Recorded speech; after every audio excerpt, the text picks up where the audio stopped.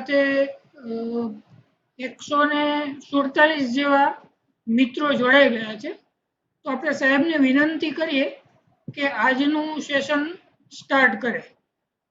Doctor સાહેબ please. નમસ્કાર, મારું નામ ડૉક્ટર પ્રશાંત શ્રીવાલા છે.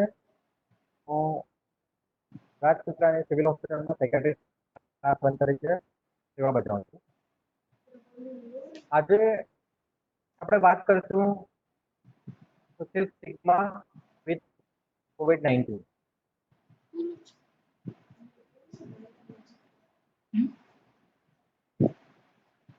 થોડો અવાજ ઓછો આવે છે. હેલો, હા સર, આપનું વોલ્યુમ થોડું લો લાગે છે, તો કદાચ ઇયરફોન નજીક રાખો તો કદાચ વધારે સારી રીતે અવાજ સંભળાશે. અને એક પ્રોબ્લેમ છે, અહીંયાથી કન્ટેન્ટ શેર નથી કરી શકતો. હેલો, હા, એક મિનિટ, આપને હું પ્રેઝન્ટર બનાવી રહ્યો છું જેથી કરીને આપ આપનું પીપીટી શેર કરી શકશો. હા, ઓકે.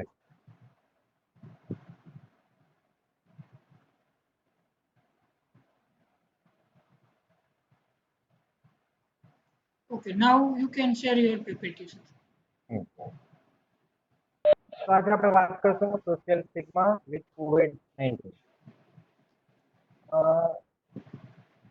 આપણો મનુષ્યનો સ્વભાવ એવો છે કે આપણી પાસે કોઈ નવી વસ્તુ આવે તો આપણે સૌથી પહેલા એના ઉપર શંકા કરીએ છીએ, એ વસ્તુ ઉપર શંકા કરીએ. ત્યારબાદ થાય એવું કે વસ્તુ જે વ્યક્તિ પાસે હોય ધીરે ધીરે એ વ્યક્તિ પણ આપણી શંકાના દાયરામાં આવી જાય. COVID-19નું પણ કંઈક આવું જ છે. COVID-19 અત્યારે ડિસેમ્બર 2019 ચાલી રહ્યો છે, છતાં પણ આપણા માટે એક નવો વાયરસ છે, કારણ કે આપણે એના વિશે હજુ એટલી બધી માહિતી મેળવી શક્યા નથી. એટલે સ્વાભાવિક છે કે જે અનનોન છે એની સાથે ભય જોડાયેલો છે. જે વ્યક્તિની પાસે COVID-19 ઇન્ફેક્શન છે, જે વ્યક્તિ COVID-19થી પીડાઈ રહ્યા છે, એનાથી પણ આપણે થોડા ભયભીત છે અને એના પ્રત્યે થોડો ભેદભાવ રાખીએ.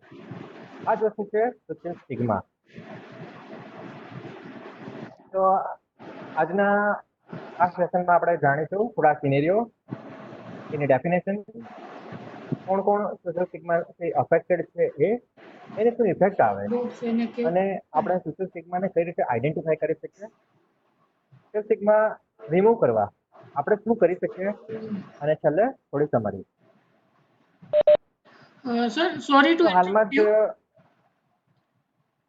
હા સર, આપના સ્ક્રીન પર જે ડાયલોગ બોક્સ છે એને મિનિમાઇઝ કરી આપશો, કારણ કે એનાથી આપનું પીપીટી થોડું બ્લોક થાય છે. ઓકે,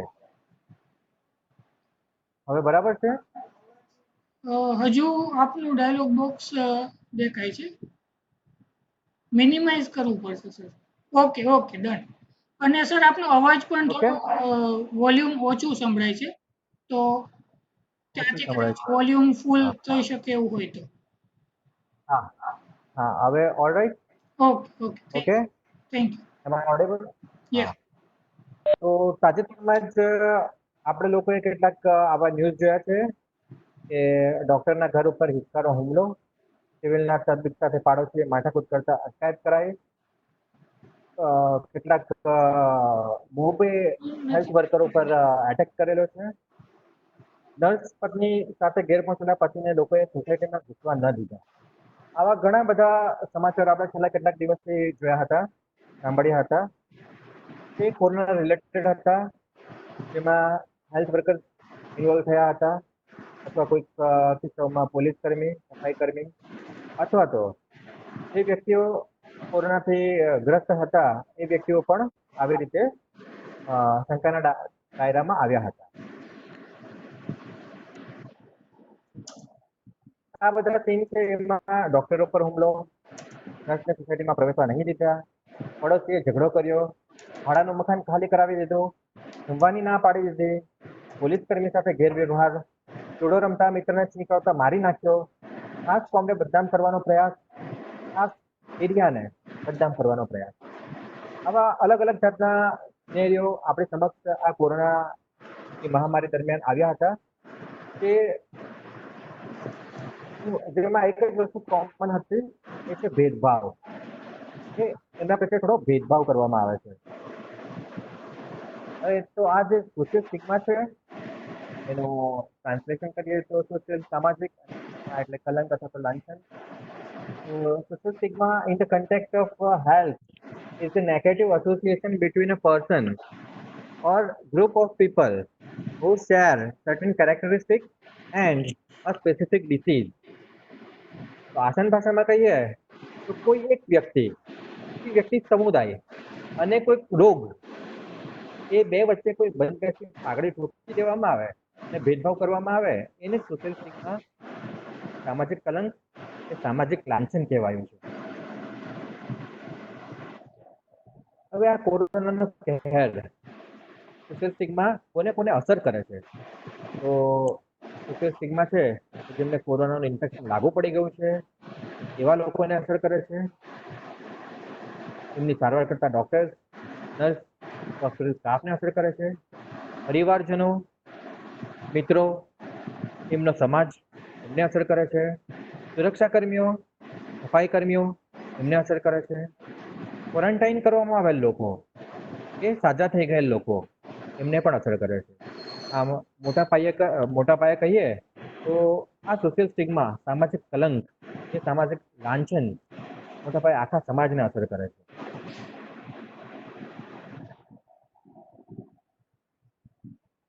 તો આ સોશિયલ સ્ટિગ્માની અસર શું થાય? સોશિયલ સ્ટિગ્માથી બચવા માટે લોકો પોતાની બીમારી છુપાવે, લક્ષણો વધી નહીં જાય ત્યાં સુધી બેસી જ રહે, કોઈ પણ મેડિકલ એડવાઇસ લેવા કે મેડિકલ મદદ લેવા માટે નથી જતા. એ પાછળનું કારણ આ છે કે એમને પેલા લાંછનથી બચવું છે. પછી ધીરે ધીરે એ લોકો એકલતા અનુભવે છે, એમનું મોરલ ડાઉન થઈ જાય છે અને સમાજ પરથી ભરોસો ઉઠી જાય છે. અને અંતે સમાજ અને રાષ્ટ્રને જ નુકસાન થાય. તો કઈ વસ્તુઓ સોશિયલ સ્ટિગ્મા કરાવે છે એ આપણે હવે જોઈશું. તો COVID-19 આટલા સમય પછી પણ અનનોન છે. શરૂઆતમાં જણાવ્યું કે ડિસેમ્બર 2019 થી COVID-19 વાયરસ પૃથ્વી પર અસ્તિત્વમાં આવેલો છે, છતાં અત્યાર સુધીના સમયગાળામાં આપણે એના વિશે ઘણી ઓછી માહિતી મળી છે. એટલે મોટા પાયે કહીએ તો એ આપણા માટે હજુ પણ અનનોન છે. અને માનવ જાતને અનનોનથી વધારે ડર લાગે. મનુષ્યનો સ્વભાવ જ એવો છે કે જે વસ્તુને જાણતો નથી એનાથી ગભરાય છે, એનાથી ડરે છે. આ માનવ જાત ડરને કોઈક બીજાની સાથે હું જલ્દીથી સાંકળી લઉં છું. આપણે ઘણી વખત એવું જ કરતા હોય છે, જે વસ્તુ આપણે ખબર નથી પડતી એને અલગ અલગ વસ્તુ સાથે સાંકળી લઈએ છીએ અને એ શંકાના દાયરામાં એ વસ્તુ પણ પછી આવી જાય. આ ડર ત્યારબાદ ચિંતા, અચરજ, દ્વિધા અને બેચેની કરાવે. અને જે રીતે બળતણમાં પેટ્રોલ નાખે એ રીતે કોરોના વિશેના ભેદભાવમાં વધારો કરે છે. આ સોશિયલ સ્ટિગ્માને કઈ રીતે આપણે ઓળખી શકીએ? તો સૌથી પહેલા જ મેં તમને કેટલાક સમાચારોના કટિંગ બતાવ્યા હતા. એક રીત છે કે સમાચારોના માધ્યમથી ઓળખી શકાય કે આ સોશિયલ સ્ટિગ્મા છે, સામાજિક કલંક લાંછન છે. બીજી એક વસ્તુ છે સામાજિક, સમાજમાં જ જઈને ખબર પડે કે આ સામાજિક લાંછન છે કે સામાજિક કલંક છે. ત્રીજી વસ્તુ છે વ્યક્તિગત રીતે, કે વ્યક્તિને અનુભવ થયા હોય કે એની સાથે ભેદભાવ થઈ રહ્યા છે, એના ઉપર કલંક લાગેલું છે, એના ઉપર લાંછન લાગેલું છે. તો આ 3 રીતે સમાચારોના માધ્યમ દ્વારા, સામાજિક લાંછન અને વ્યક્તિગત રીતે 3 પ્રકારે આપણે આ સોશિયલ સ્ટિગ્માને ઓળખી શકીએ. હવે નેધરલેન્ડમાં જે લેબોરેટરી પ્રોગ્રામ ચાલતો હતો એમાં વિમ વાન વેકલ નામના વૈજ્ઞાનિકે આ એક સોશિયલ સ્ટિગ્માની ક્વેશ્ચનર બનાવેલી હતી. 5 ક્વેશ્ચન સ્ટિગ્મા ઇન્ડિકેટર્સ. એમાં 2 ભાગ છે, કોમ્યુનિટી સ્ટિગ્મા અને એક પર્સનલ સ્ટિગ્મા. આ 5 સવાલો છે. 5 સવાલ બંનેમાં મોટે ભાગે કોમન જ છે કે જે પરિસ્થિતિ છે, રોગ છે, એ શું તમને કામ મેળવવામાં જવાબ મેળવવામાં મુશ્કેલી કરે છે. તો એ વ્યક્તિ એના વિશે ચિંતિત રહે છે. બીજા વ્યક્તિઓની આગળ એ વ્યક્તિ શર્મિંદગી મહેસૂસ કરે છે અને મેરેજ કરવામાં કે મેરેજ થઈ ગયા છે તો એને ટકાવી રાખવામાં એ પરિસ્થિતિ મુશ્કેલી ઊભી કરે છે કે લોકો એને અવગણવાની કોશિશ કરે છે. આમ 5 ક્વેશ્ચન્સના ઇન્ડિકેટર કોમ્યુનિટી સ્ટિગ્માના આ 5 સવાલો છે. એ જ પ્રમાણે અફેક્ટેડ પર્સન માટે પણ એક ક્વેશ્ચનર છે, 5 ક્વેશ્ચન્સના ઇન્ડિકેટર અફેક્ટેડ પર્સન. એમાં પણ સવાલો સેમ છે. એમાં સોસાયટીની જગ્યાએ વ્યક્તિ પોતે આવી જાય છે. આ રીતે આપણે સામાજિક અને વ્યક્તિગત કલંક છે એના વિશે જાણી શકીએ. હવે સોશિયલ સ્ટિગ્માનો ઘટાડો કરવા માટે શું કરવાનું? એ પહેલા હું એક વાત કહી દઉં કે આ સોશિયલ સ્ટિગ્મામાં છે તો આપણે દરેક વ્યક્તિ વધારો કરી રહ્યા છે. કોઈ પણ હોય, પછી હું હોઉં કે તમે હોય કે આપણે મેડિકલ તંત્ર છે કે મીડિયા છે કે કોઈ પણ હોય, અત્યારે હાલ પૂરતું જોઈએ તો આપણે એવા શબ્દો પસંદ કરેલા છે જે સોશિયલ સ્ટિગ્મામાં વધારો કરે છે. એના વિશે હું પછીથી જણાવીશ. તો આ સોશિયલ સ્ટિગ્મા ઘટાડો આપણે શું કરી શકીએ? 3 રીતો છે. શબ્દોની પસંદગી, પોતાની ફરજ અદા કરવી, સંદેશા અને સંચાર. પછી એક આપણે આ જોતા જઈશું. પહેલી છે શબ્દોની પસંદગી. ઘણીવાર આપણા શબ્દોમાંથી નકારાત્મક ભાવ ઉત્પન્ન થતો હોય છે. એ કલંકની જ્વાળાને વધુ ફેલાવે છે. આ શબ્દો વ્યક્તિ અને કોરોનાને મોટી રીતે સાંકળીને ભયનો માહોલ પેદા કરે છે. ફૂલ સ્ક્રીન આમાં કીધું પણ કર્યું અને નહીં. જાણીએ અજાણીએ આપણે પણ ઉમેરો કરતા હોઈએ જ છીએ. એમાં શું કરવું અને શું ન કરવું એ વિશે આપણે જોઈએ. Do talk about new corona virus. નવા કોરોના વાયરસ માટે COVID-19 નામ પસંદ કરાયું છે, જે સ્ટિગ્મા દૂર કરવા માટે જ પસંદ કરાયું છે. COVID-19 નો અર્થ આ પ્રમાણે છે: કોરોના પરથી, VI વાયરસ પરથી, ડી ડિસીઝ પરથી અને 19 ડિટેક્ટેડ ઇન 2019. એટલે એને છે તો આપણે વુહાન વાયરસ કે ચાઇનીઝ વાયરસ, ચીની વાયરસ કે એશિયન વાયરસ તરીકે ન ઓળખતા COVID-19 તરીકે જ ઓળખવો જોઈએ, અથવા તો નોવેલ કોરોના એ રીતે જ ઓળખવો જોઈએ. To talk about people who have COVID-19. મેં તમને જે વાત કરી હતી કે હાલમાં આપણે જ આ સિસ્ટમમાં વધારો કરી રહ્યા છે, એ મુદ્દો આ છે કે લોકોને COVID-19 કેસ કે COVID-19 વિક્ટિમ તરીકે સંબોધવું. એમને કહેવું જોઈએ people who have COVID-19, people who are being treated for COVID-19, people who are recovering from COVID-19, people who died after contracting COVID-19. આમ COVID-19 cases, COVID-19 victims, COVID-19 death તરીકે એમને સમજવા જોઈએ નહીં. To talk about people who may have COVID-19 or people who are presumptive for COVID-19. એટલે કે લોકોને COVID-19 suspected case લેવાનું ટાળવું જોઈએ. આપણે હાલમાં આ જ શબ્દનો ઉપયોગ કરી રહ્યા છે. તેથી હાલની પરિસ્થિતિ જોતા આપણે પણ એક પ્રકારે સોશિયલ સ્ટિગ્મામાં વધારો કરી રહ્યા છે. તો આપણે પણ આપણા શબ્દો એ રીતે પસંદ કરવા જોઈએ. To talk about people acquiring or contracting COVID-19. લોકો વાયરસ ફેલાવી રહ્યા છે, transmitting COVID-19, infecting others, spreading viruses to others. એવું નહીં કહેવું જોઈએ. To speak accurately about risk from COVID-19 based on scientific data. નહીં કે ભયજનક શબ્દોનો ઉપયોગ કરવો, જેવા કે પ્લેગ, કે એપોકેલિપ્સ આવી ગયો, કે કયામત આવી ગયો, કે તબાહી આવી ગઈ. આ બધા શબ્દોનો ઉપયોગ નહીં કરવો જોઈએ. એના બદલામાં આપણે સાયન્ટિફિક ડેટા છે એના ઉપરથી જ COVID-19 નું રિસ્ક બીજાને જણાવવું જોઈએ. To talk positively. Effectiveness of prevention and protective measures and treatment measures. આપણે છે તો કન્સન્ટ્રેશન મોટે ભાગે એના પ્રિવેન્શન ઉપર કરવું જોઈએ, એના પ્રોટેક્ટિવ મેજર્સ પર કરવું જોઈએ અને એના ટ્રીટમેન્ટ મેજર્સ પર કરવું જોઈએ. નહીં કે નકારાત્મક સમાચારો બહુ ફેલાવવા જોઈએ, એના ઉપર વધારે ધ્યાન આપવું જોઈએ. બીજો એમાં પોઈન્ટ છે પોતાની ફરજ અદા કરવી. કોઈ પણ વ્યક્તિ સામાજિક કલંકને દૂર કરવા માટે મદદ કરી શકે છે. એક વ્યક્તિ તરીકે, એક સમાજ તરીકે, એક મીડિયા તરીકે, એક સરકાર તરીકે તમામ લોકોએ કોરોના વાયરસના આ કલંકને દૂર કરવા પ્રયત્નો કરવા જોઈએ. સ્પ્રેડિંગ ધ ફેક્ટ, અજ્ઞાનના કારણે જ કલંકમાં વધારો થાય છે. આથી સાચી માહિતી જ ફેલાવવી જોઈએ. સોશિયલ મીડિયામાં ખૂબ જ ટૂંકા સમયમાં ઓછા ખર્ચે ઘણા બધા લોકો સુધી પહોંચવાની તાકાત છે. આથી સોશિયલ મીડિયા ઉપર મેસેજો સાવધાનીપૂર્વક પસંદ કરવા. ઝીરો કેમ્પેઇન ચલાવવા.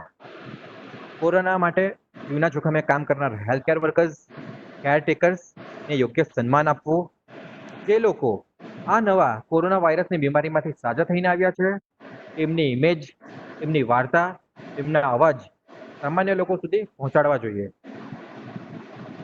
સમાજમાં સલામતીની સાથે સેવા કરનાર સેવાભાવી સંસ્થાઓએ પણ ખૂબ સારું યોગદાન આપ્યું છે. આ સામાજિક કલંક દૂર કરવા એમને પણ સન્માન આપવું જોઈએ. કોઈ એક સમુદાય કે એરિયાને ટાર્ગેટ ન કરવો. જ્યારે સોશિયલ મીડિયા કે અન્ય મીડિયામાં કોરોના સ્ટોરી આવે ત્યારે કોઈ ખાસ સમુદાય કે એરિયાને ટાર્ગેટ કરવા કરતા ન્યુટ્રલ રહી એમાં મને સમજવાનો પ્રયત્ન કરવો જોઈએ.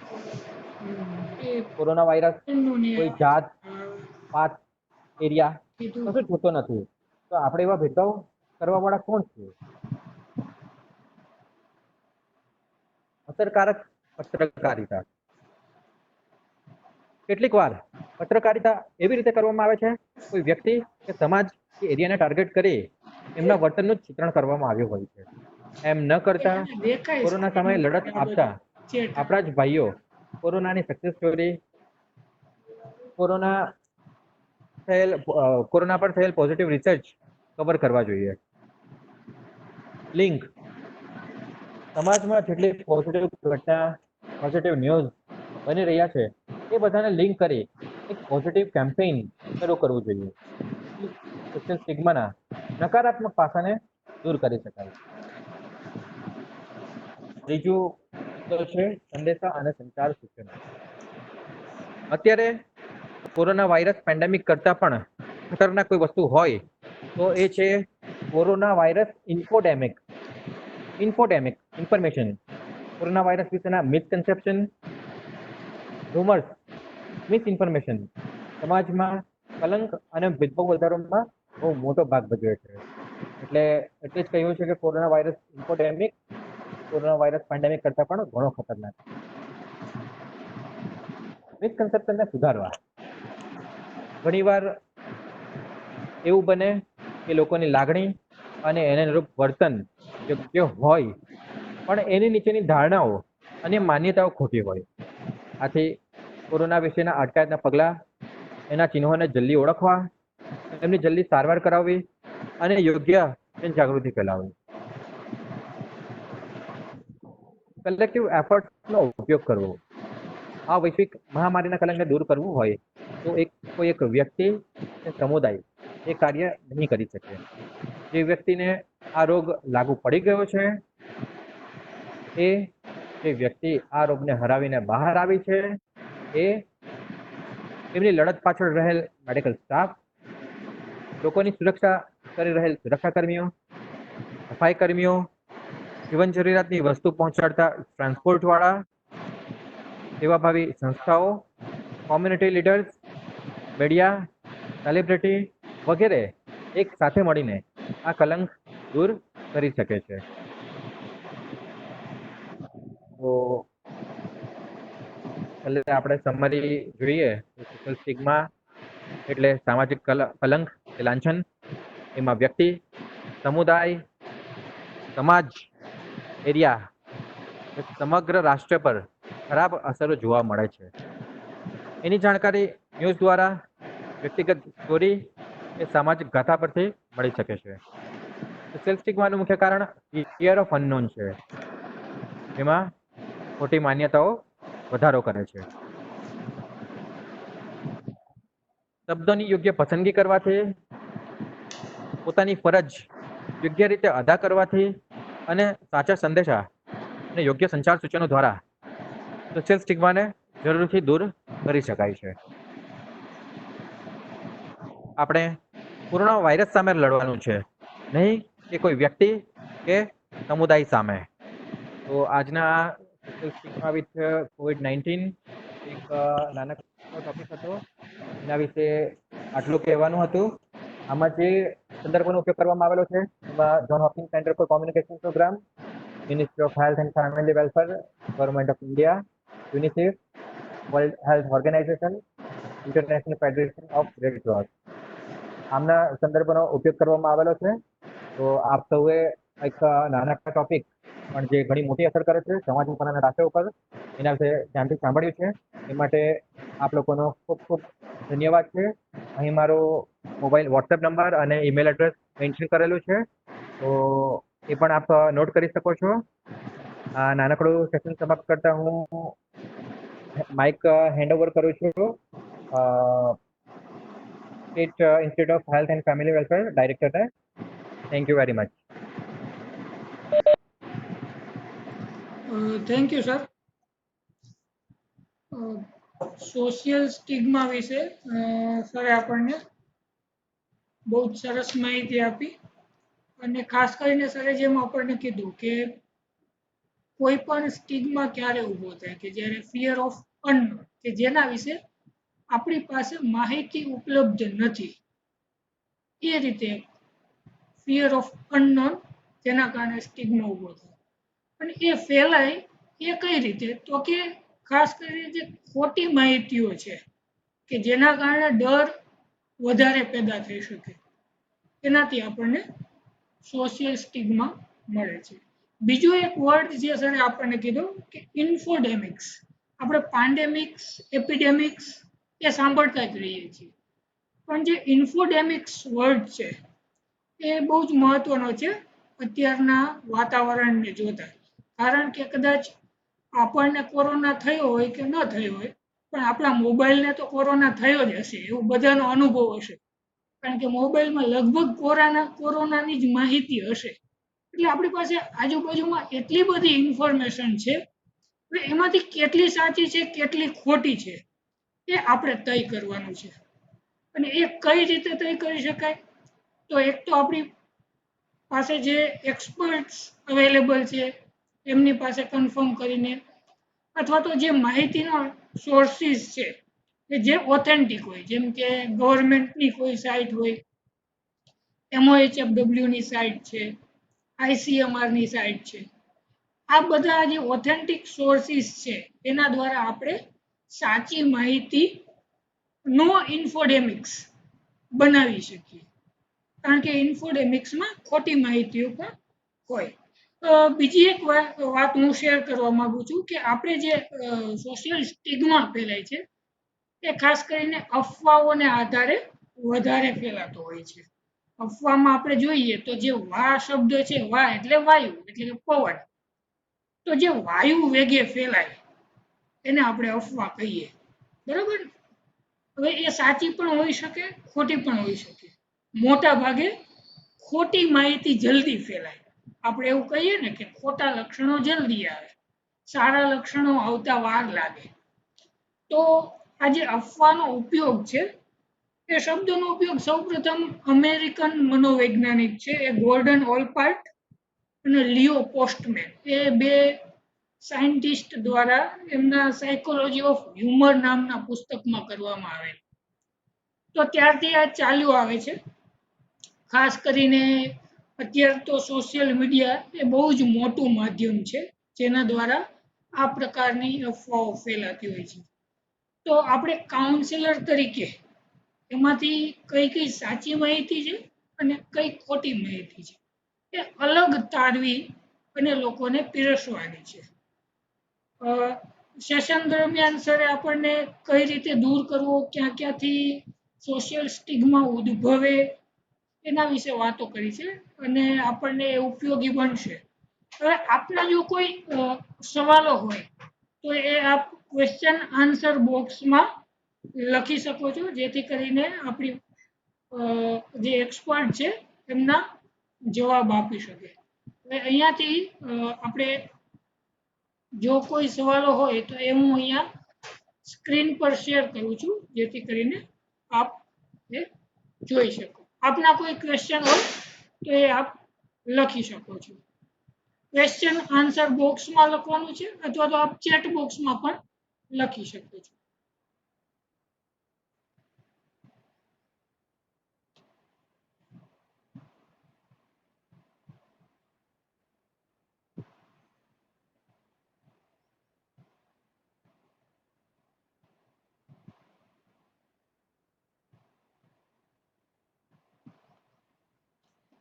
જ્યાં સુધી સવાલ ન આવે ત્યાં સુધી સર આપને કોઈ બીજી માહિતી શેર કરવી હોય તો આપ કરી શકો છો.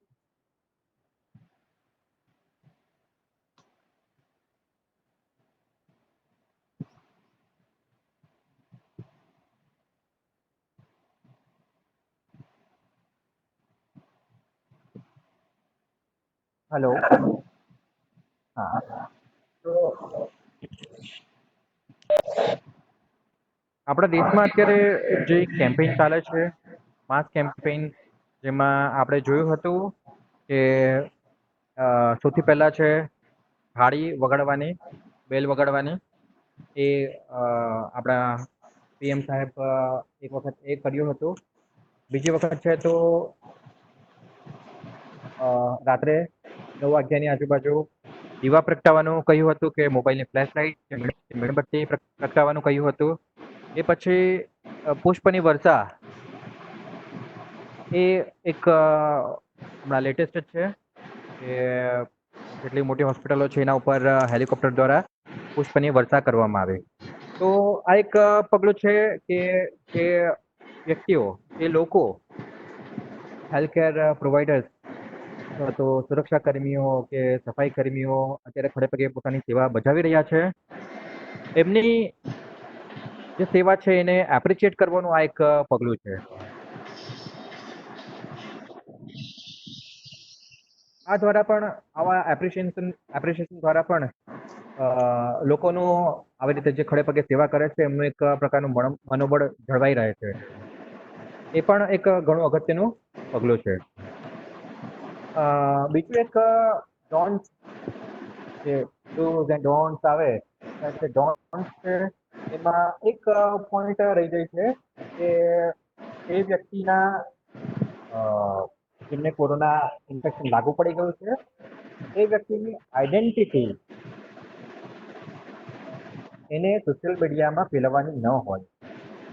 ડોક્ટર છે તેની આઈડેન્ટિટી રિવીલ કરી શકે છે કમ્પ્લીટ ઓથોરિટીને, પણ એનો ફેલાવો સોશિયલ મીડિયામાં ન થવો જોઈએ. આ પણ એક સોશિયલ સ્ટિગ્મા ફેલાવવા માટેનું એક ઘણું મોટું પરિબળ છે, આઈડેન્ટિટી રિવીલ કરવાનું.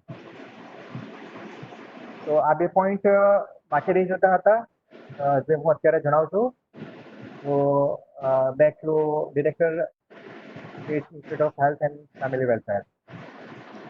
હા, તો આપણી સાથે ક્વેશ્ચન આવેલા છે, તો એ ક્વેશ્ચન ને આપણે લઈએ. નીતા તડવી પૂછે છે કે how we can save children from social stigma.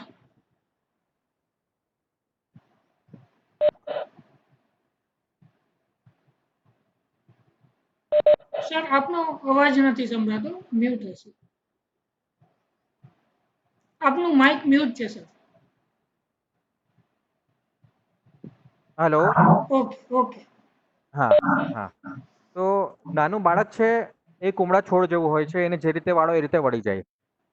નાના બાળકને તમારે આ કોરોનાની સોશિયલ સ્ટિગ્માથી બચાવવું છે, તો એને એના માટે પણ યુનિસેફ ફોર ચાઇલ્ડ એ સંસ્થાએ છે એક ગાઈડલાઈન બહાર પાડી છે, જે સ્પેશિયલ કાર્ટૂનના રૂપમાં છે. એની એક્યુરેટ ઇન્ફોર્મેશન તમારા બાળકને, જો એ સમજ થઈ ગયું હોય તો એને એ રીતે સમજાવવું જોઈએ. નહીં કે એને મોબાઈલ પકડાવી દઈને મોબાઈલમાં જે મેસેજો આવે છે, જે વિડીયો આવે છે, જે ઇમેજ આવે છે એ બતાવીને એને ગેરમાર્ગે દોરવાનું. આમ યુનિસેફ ફોર ચિલ્ડ્રન નામની જે સંસ્થા છે એના દ્વારા જે કાર્ટૂન ગાઈડલાઈન પ્રસ્તુત કરવામાં આવી છે, એ બાળકોને ગાઈડ કરવામાં ખૂબ જ અગત્યની રહેશે એવું હું માનું છું.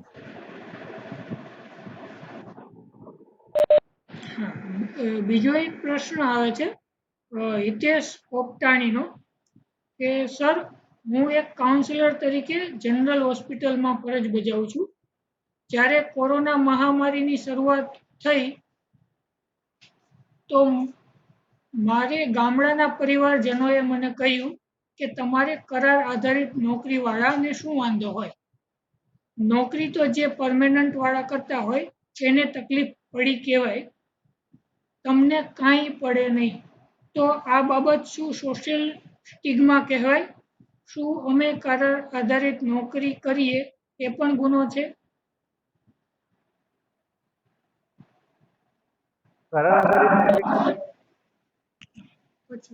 આધારિત નોકરી કરવી એ કોઈ ગુનો નથી. આ એ વ્યક્તિની માનસિકતા છે, એ પણ સોશિયલ સ્ટિગ્મા સાથે જ સંકળાયેલી છે. એને એવી ખોટી માહિતી છે કે પરમેનન્ટ નોકરીવાળા હોય એને તકલીફ પડે અને જે કરાર આધારિત છે એમને કશી તકલીફ નહીં પડે. આ એની ખોટી માન્યતા છે. એની સાથે પણ કંઈક થોડા અંશે સોશિયલ સ્ટિગ્મા સંકળાયેલું જ છે. પણ કરાર આધારિત નોકરી કરવી એ કોઈ જ પ્રકારનો ગુનો નથી. અન્ય એક પ્રશ્ન છે કે હાલમાં એવી માહિતી મળે છે કે હવે કોરોનાના લક્ષણો બદલાઈ ગયા છે, જેમ કે હવે શરીરમાં દુખાવો થવો, જીભમાં સ્વાદ ના લાગે, પગે છાલા પડવા. તો સર, આ માહિતી સાચી છે કે ખોટી?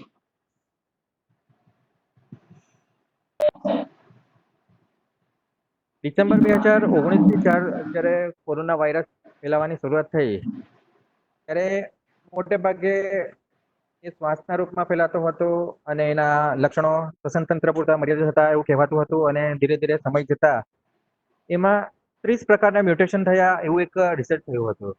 અને મ્યુટેશન થવાની સાથે સાથે એના લક્ષણોમાં પણ ફેરફાર આવ્યો છે એવું ઘણા લોકો કહે છે. છતાં પણ આ રીતે આ અંગે કોઈ ઠોસ સાયન્ટિફિક પુરાવાઓ નથી કે જેના વિશે કોઈક સાયન્ટિફિક સ્ટડી થઈ હોય કે આ પ્રકારના લક્ષણો બદલાયા છે. એવી સિસ્ટમિક સ્ટડી થઈ નથી.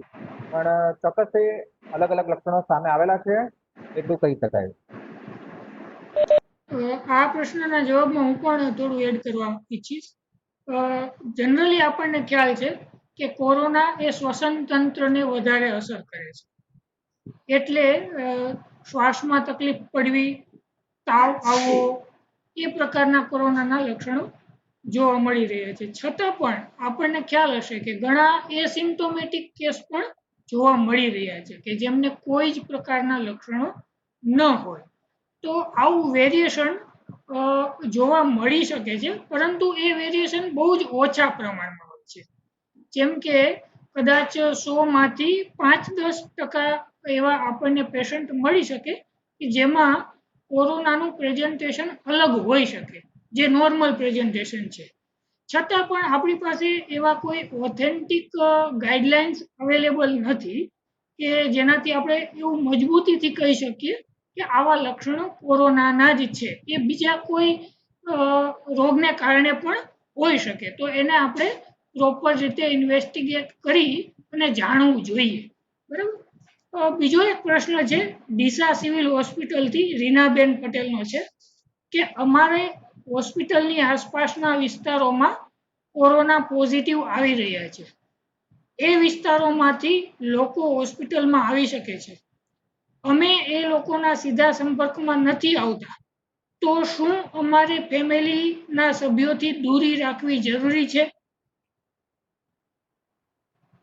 ઘણો સરસ સવાલ છે. હવે કોરોના પ્રિવેન્શન માટેની જે ગાઈડલાઈન છે, social distancing, hand washing, mask, sneezing technique, coughing technique, એ બધું આપણે પણ ફોલો કરવું જ જોઈએ. તમારી પાસે તમારી હોસ્પિટલમાં કોરોના પોઝિટિવ પેશન્ટ આવે છે કે નથી આવતા, તમારા સીધા કોન્ટેક્ટમાં છે કે નથી, છતાં પણ તમારે આ જે સેફ્ટી ગાઈડલાઈન છે એનું અનુસરણ કરવું જ જોઈએ. તમારે ઘરમાં પણ સોશિયલ ડિસ્ટન્સિંગ રાખવું જોઈએ. ખાસ કરીને નાના બાળકો છે જેમાં ઇમ્યુનિટી ડેવલપ થઈ નથી, એમની ખાસ તકેદારી રાખવી જોઈએ. અને જરૂર નથી કે તમે હોસ્પિટલમાં કામ કરો છો તો તમારા ફેમિલીને તમે ઘરે જાઓ તો તમારા ફેમિલીને થઈ જશે કે બહુ મોટું જોખમ રહેલું છે, તમે થોડી ઘણી તકેદારી રાખો તો સલામત રીતે રહી શકો છો. જેમ કે હોસ્પિટલમાંથી ઘરે ગયા બાદ તરત જ તમારા ગ્લોવ્સ છે, માસ્ક છે, તે સલામતીપૂર્વક એક જગ્યા ઉપર કાઢી દો. તમે તમારા કપડાં વ્યવસ્થિત રીતે પલાળીને એમને ધોવા નાખી દો. તમે જઈને સ્નાન કરી લો અને તમે જેટલી જેટલી વસ્તુઓને ટચ કરી છે એને સાબુના પાણીથી કે પછી સેનિટાઈઝરની મદદથી એને સેનિટાઈઝ કરી દો. કઈ રીતે તો પછી વાયરસ ઘરમાં ફેલાવાની શક્યતા ઘણી ઓછી રહેલી છે. આ આ વસ્તુની કાળજી છે તો ઘરમાંથી નીકળતા દરેક વ્યક્તિએ રાખવી જરૂરી છે અને બની શકે તો ઘરમાં પણ સોશિયલ ડિસ્ટન્સિંગનું પાલન કરવું જોઈએ.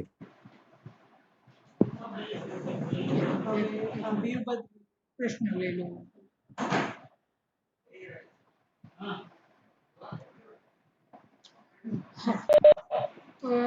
નેક્સ્ટ ક્વેશ્ચન છે નીતાબેન તડવીનો છે. How we change mentality of people those have social stigma towards the healthcare staff?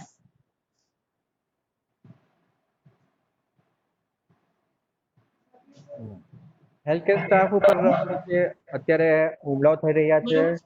એની પાછળ પણ આ સોશિયલ સ્ટિગ્મા ઘણે ખરા અંશે જવાબદાર છે.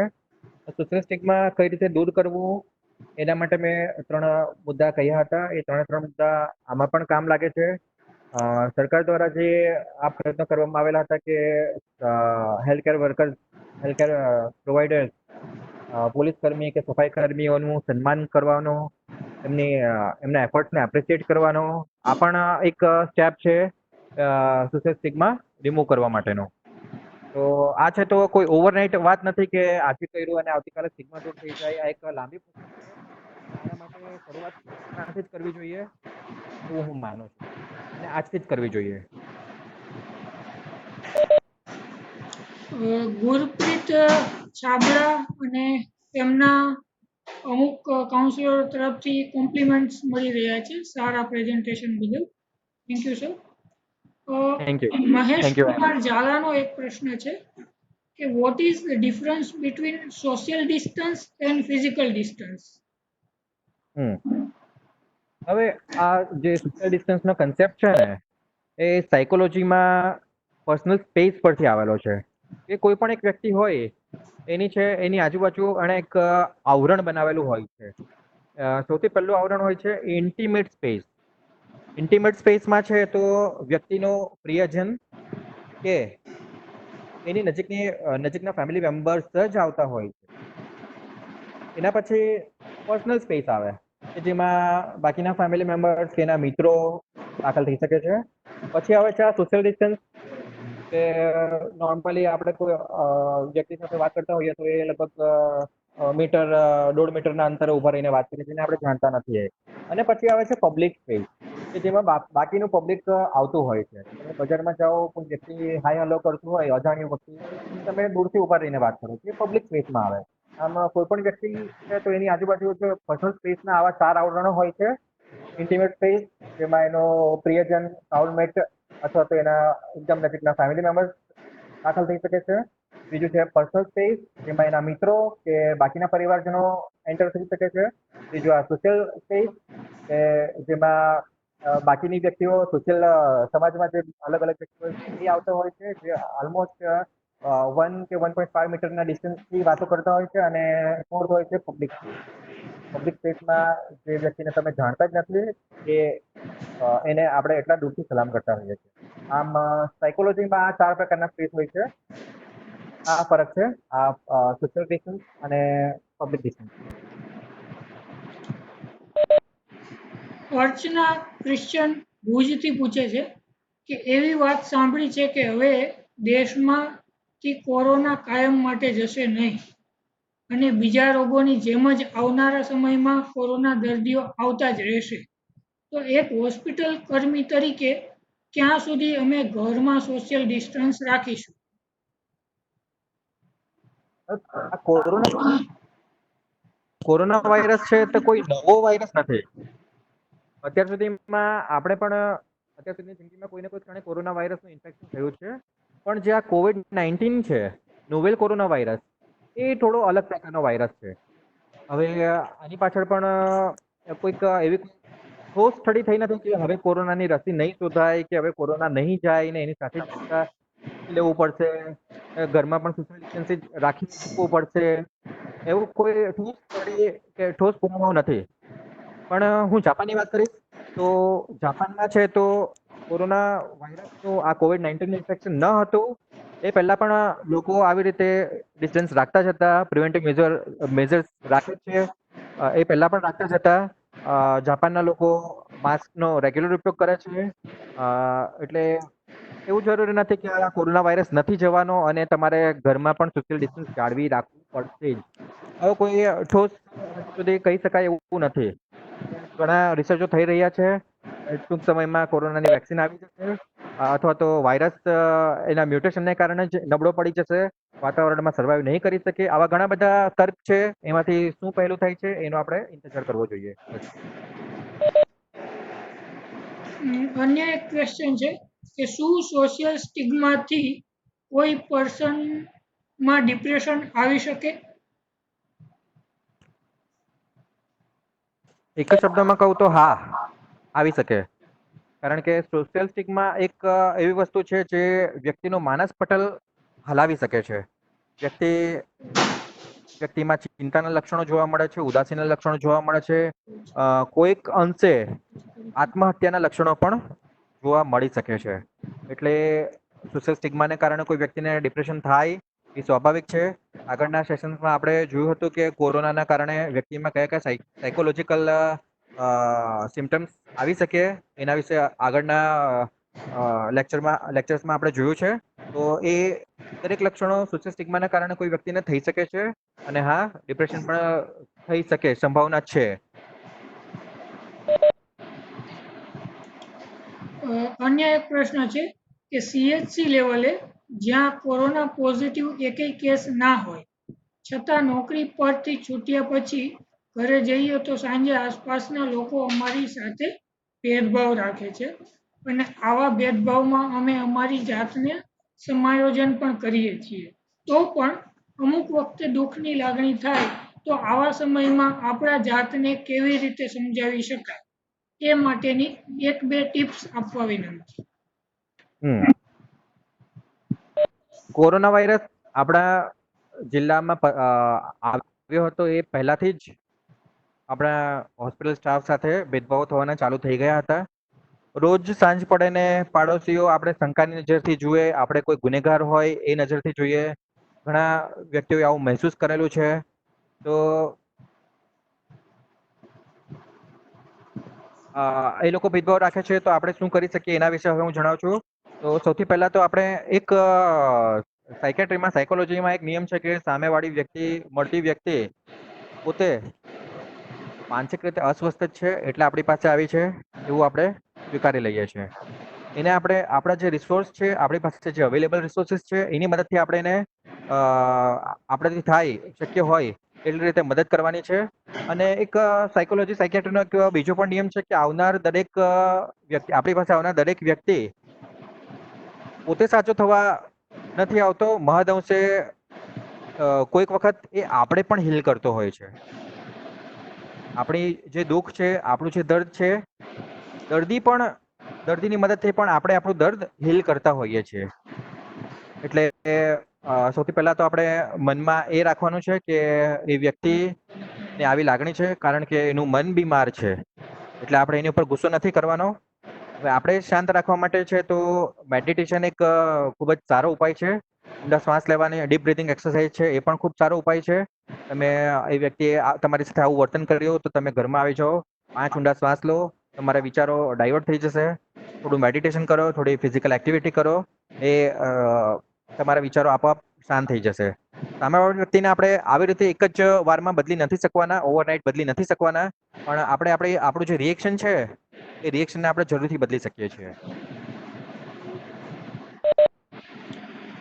અન્ય એક પ્રશ્ન છે DTC ભાવરાથી કે મહિલા હોસ્પિટલ કર્મીઓ ઘરે જાય છે અને તેમના નાના બાળકોથી દૂર રહેવાના કારણે ઘણા થોડા ટેન્શનમાં રહે છે.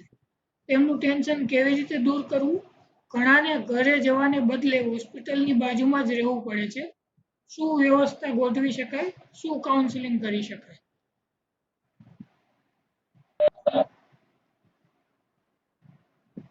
અત્યારે આપણા મહિલા હોસ્પિટલ કર્મીઓ છે એના માટે કપરો સમય છે, કારણ કે એના બાળકો જ્યારે એમની માતાઓને નથી જોતા, લાંબા સમય સુધી નથી જોતા, તો એમનો સ્વભાવ થોડો ચીડિયો થઈ જાય છે. એ ખાવાનું બંધ કરી દે છે, ખાવાનું લેતા નથી બીજાના હાથે. હમણાં તાજેતરમાં જે કિસ્સો આવ્યો હતો કે એક સિસ્ટર બહેન છે, નર્સ બહેન, 14 દિવસ સુધી પોતાની ડ્યુટીના કારણે બાળકથી દૂર રહી હતી, તો 14 દિવસ સુધી બાળકે ખાવાનું ખાધું ન હતું. આવા કિસ્સા ખરેખર આમાં ઘણી દુઃખની લાગણી પેદા કરે છે. અલ્ટરનેટ શું વ્યવસ્થા કરી શકાય?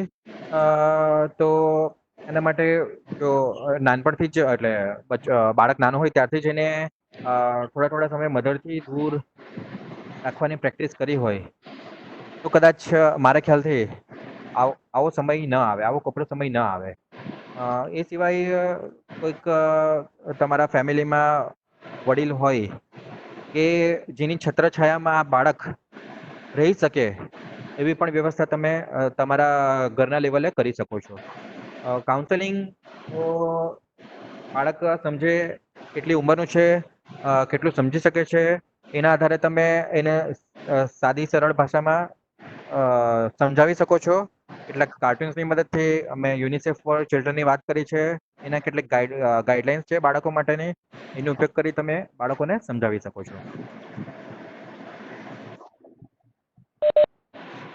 મહેશ કુમાર ઝાલાનો પ્રશ્ન છે કે સોશિયલ સ્ટિગ્માના કારણે ભોગ બનનાર વ્યક્તિ બદલાની ભાવનાથી ચેપ ફેલાવવાની વર્તન ધરાવતો હોય તો તેવા વ્યક્તિને કેવી રીતે ઓળખવો અને બીસીસી માટે શું કરવું?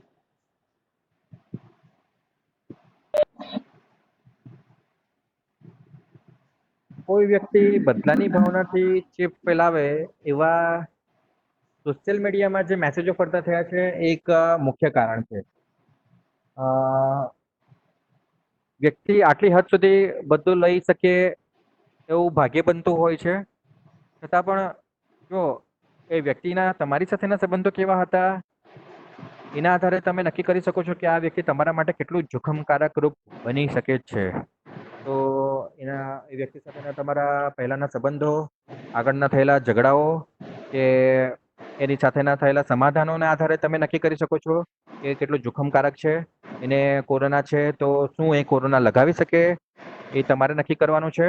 અને કોરોના એને હતું કોરોનાનું ઇન્ફેક્શન, તો એણે સારવાર લઈ લીધી છે, સારવાર લીધા બાદ સારો થયો છે, કોરોનાનો રિપોર્ટ નેગેટિવ આવ્યો છે, તો તમે આ બાબતે નિશ્ચિંત રહી શકો છો. છતાં પણ જે સેફ્ટી મેજર્સની જે ગાઈડલાઈન જારી કરવામાં આવી છે, પ્રસિદ્ધ કરવામાં આવી છે, એનો તમે અમલ કરી શકો છો. Hand washing technique, sanitisation, mask, personal protective measures, social distancing વગેરેનો ઉપયોગ તમે કરી શકો છો. આ સિવાય જે ઇમ્યુનિટી બુસ્ટિંગનો આગળ જે સેશન થયો હતો એ પ્રમાણે તમે આહાર દ્વારા, ફિઝિકલ એક્સરસાઇઝ દ્વારા, માઇન્ડ મેડિટેશન, યોગા વગેરેની મદદથી તમે સ્વસ્થ રહી શકો છો. ઇમ્યુનિટી તમને આ પ્રકારના ઇન્ફેક્શન થવાના ચાન્સમાં ઘટાડો કરી શકે છે. અને જો ઇન્ફેક્શન થઈ જાય તો એને ફેટલ બનતું જરૂરથી અટકાવી શકે છે. એ વ્યક્તિ જો તમારી સાથે આવો ભેદભાવ રાખતો હોય અને તમે આવી શંકા હોય તો તમે આવી રીતે તમારો બચાવ કરી શકો છો.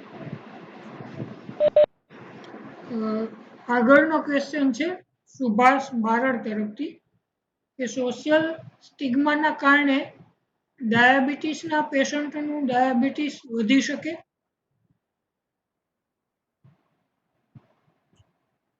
જો વ્યક્તિ નિયમિત રીતે એનું ઇન્સ્યુલિન કે એન્ટી ડાયાબિટીક હાઇપોગ્લાયસેમિક ડ્રગ્સ લેતો હોય, મેડિસિન્સ લેતો હોય, તો પછી એનું ડાયાબિટીસ, એનું સુગર લેવલ કંટ્રોલમાં રહી શકે છે.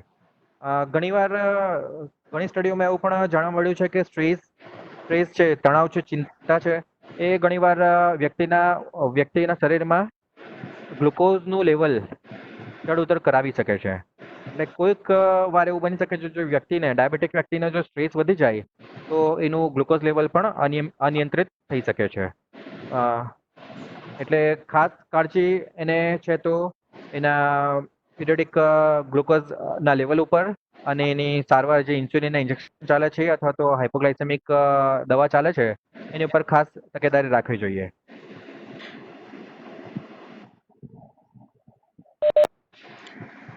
પ્રવીણ પ્રજાપતિનો પ્રશ્ન છે કે સ્ટિગ્મા દૂર કરવા માટે કેટલી વાર કાઉન્સેલિંગ આપી શકાય?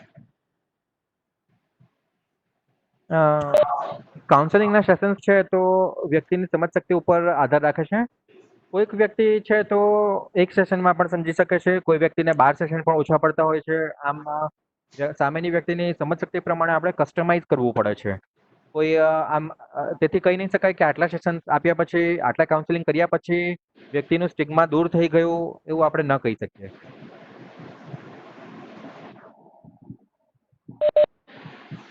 બીજો એક પ્રશ્ન છે, લોકોને રક્તદાન કરવા માટે મોટિવેટ તો કરીએ છીએ, પણ અમુક રક્તદાતાઓ કોરોનાના રક્તદાન કરવા આવે ત્યારે કોરોના ન લાગે એ સમયે શું કરવું?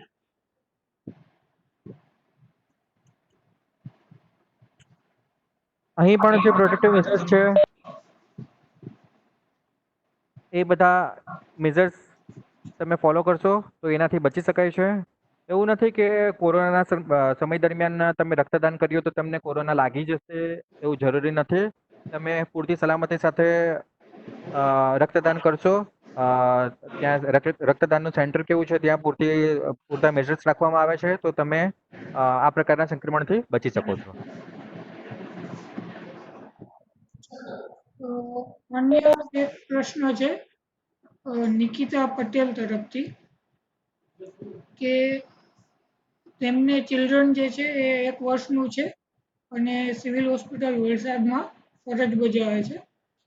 એએનસી મધર ક્વોરન્ટાઇનમાંથી પણ આવે છે, તો મને ઘણીવાર ચિંતા રહે છે કે મારા ચિલ્ડ્રનને મારા કારણે કોરોના તો નહીં થાય, તો એના વિશે શું કરી શકાય? અહીં તમે વલસાડ સિવિલ હોસ્પિટલમાં, મોટી સિવિલ હોસ્પિટલમાં કામ કરી રહ્યા છો અને ક્વોરન્ટાઇનમાંથી પણ વ્યક્તિઓ તમારી પાસે આવે છે, તો સૌથી પહેલાં તો તમારે મેજર્સ ધ્યાન રાખવાના કે જે હેલ્થ કેર પ્રોવાઈડર્સ માટે કરવામાં આવેલા છે કે તમારે ક્યાં N95 માસ્કનો ઉપયોગ કરવો, ક્યાં સર્જિકલ માસ્કનો ઉપયોગ કરવો, ક્યાં ગ્લોવ્સનો ઉપયોગ કરવો, ક્યાં પીપી કિટનો ઉપયોગ કરવો, એ જે ગાઈડલાઈન છે એ પ્રમાણે તમારે એ જાણીને એનો ઉપયોગ કરવો જોઈએ. ડિસ્ટન્સ રાખવું જોઈએ. જે તમે વસ્તુ ટચ કરો છો તરત હેન્ડ સેનિટાઈઝ કરી દો. જે વસ્તુને ટચ કરી એ વસ્તુને સેનિટાઈઝ કરી દો તો કદાચ તમને સંક્રમણ ન થાય. અને જો તમને આ લક્ષણો જ છે, ખાંસી છે, તો તમે છે તો તમારી હેલ્થ ઓથોરિટીને વાત કરીને પીરિયડિકલી તમારા ટેસ્ટ પણ કરી શકો છો. અને બાળક 1 વર્ષનું છે તો તમે જો બ્રેસ્ટ ફીડ કરતા હો તો તમારી પરિસ્થિતિ, તમારો રિપોર્ટ કેવો છે એ પ્રમાણે તમે ચાલુ રાખી શકો છો. એમાં કોઈ પ્રકારનું જોખમ રહ્યું નથી.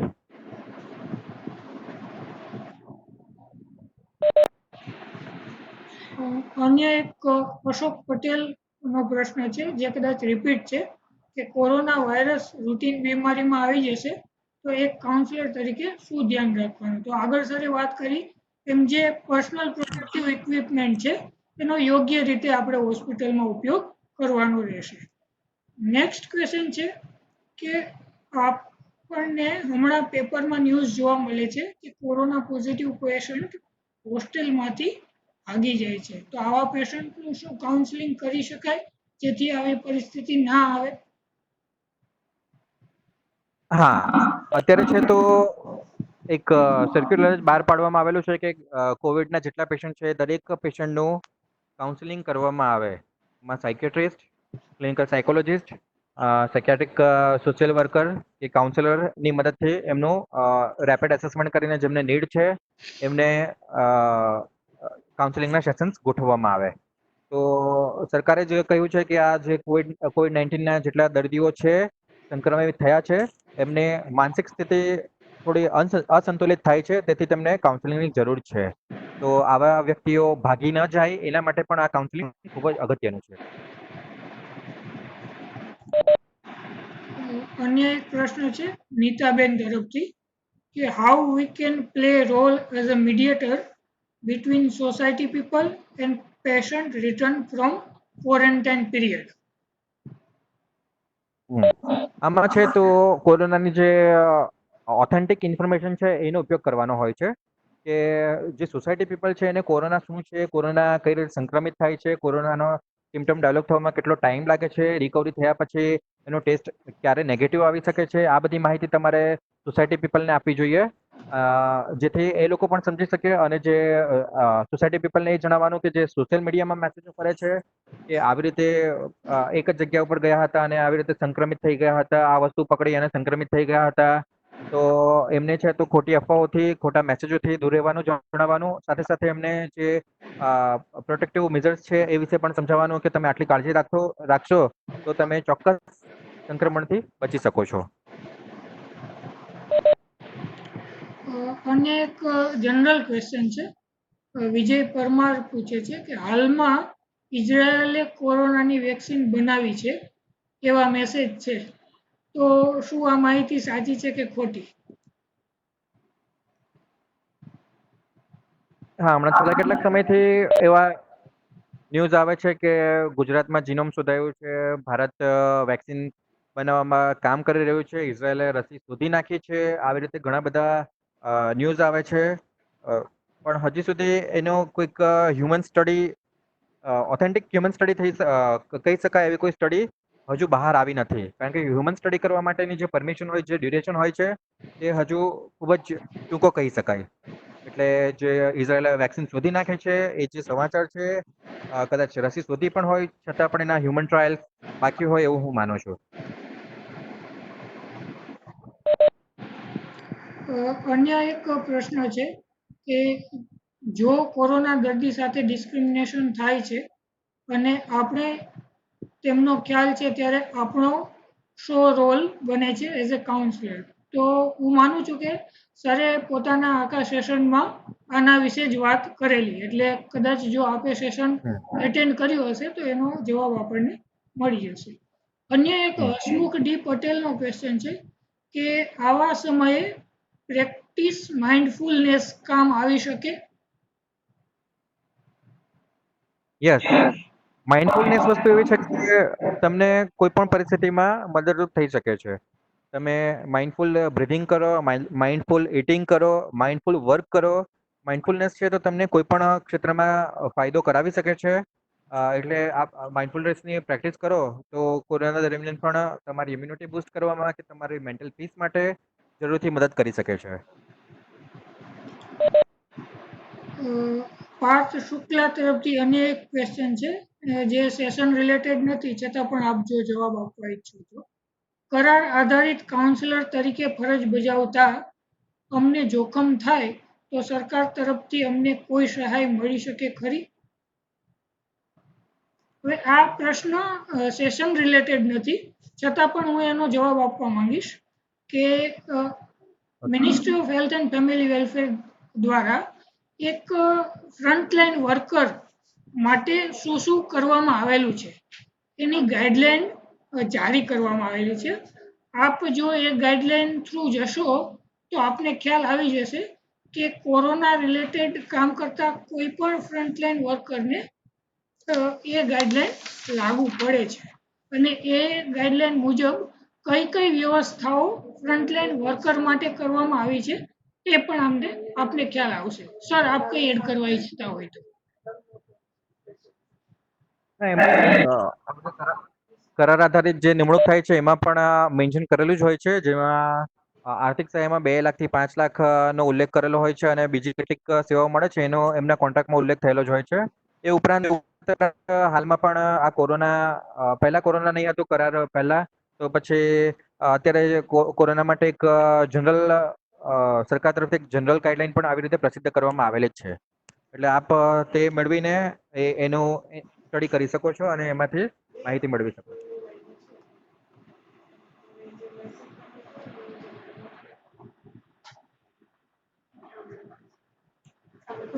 તો આપણે લગભગ બધા જ ક્વેશ્ચનો સમાવિષ્ટ કર્યા છે અને લગભગ બધા જ કાઉન્સિલરને ફેકલ્ટી તરફથી મળેલા જવાબનો સંતોષકારક જવાબ મળી ગયો હશે એવી આશા રાખીએ. અને સરનો ખૂબ ખૂબ આભાર કે આપણને સોશિયલ સ્ટિગ્મા કે જે ખૂબ જ મહત્વનો ટોપિક છે હાલના સમયગાળા દરમિયાન, તો એના વિશે આપણને માર્ગદર્શન પૂરું પાડ્યું. છતાં પણ આપણને જો કોઈ ક્વેશ્ચન હોય તો સરે પોતાનો નંબર અને ઈમેલ આઈડી પણ પ્રેઝન્ટેશન દરમિયાન શેર કરેલું છે, તો આપ સરનો કોન્ટેક્ટ કરી શકો છો. આપની જે વેબિનાર સિરીઝ છે એ હજુ કન્ટિન્યુ છે. કાલે સવારે અગેન 11:30 વાગે બીજા કોઈ ટોપિક સાથે અને બીજા ફેકલ્ટી સાથે આપણે મળીશું.